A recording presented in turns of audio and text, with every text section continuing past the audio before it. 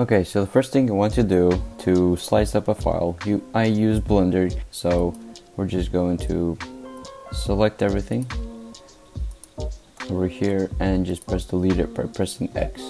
Then we go to File, Import, STL. We're gonna import the 3D file, so I'm just gonna import this boat that I designed.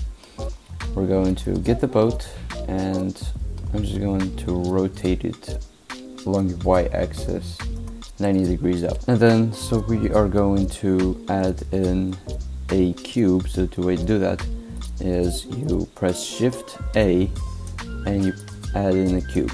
Now that's a bit too big, so let's size it down. And we're gonna go to this view. So now we're just going to move the cube like this. Alright, until the cube is covering up the part where you want it sliced, right? So we can go back and we're going to press the boat or the 3D model. We're going to go to the right over here and go to modifiers. We're going to add in the modifier and it's called Boolean right here.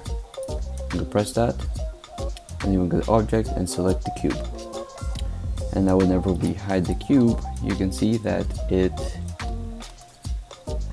is like, it cuts it right where the edge of the cube is, right? So what you want to go ahead and do is you can go ahead, file, and export it as a STL.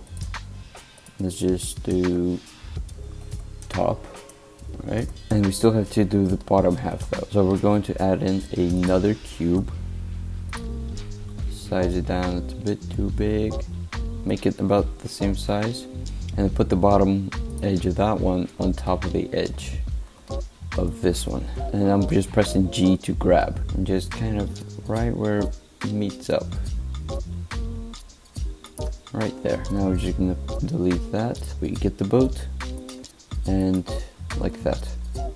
And there it is. And then we want to save this also. Oops. As a STL. It's file, export, save it STL.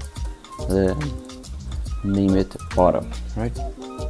Now you want to select everything, pressing A for all, and then pressing X. And then we're going to import one of the files. So we're gonna just do the top. We're gonna import the top. You can see it's with the box. So we're gonna press Tab to go into edit mode, right? And then we're going to press one of the corners for the cubes, and you want to press Control L. And then it selects all those that is connected to that. And we're going to press X and then delete vertices. Alright, and now you want to export this as a top and then import the bottom piece because it still has that box attached.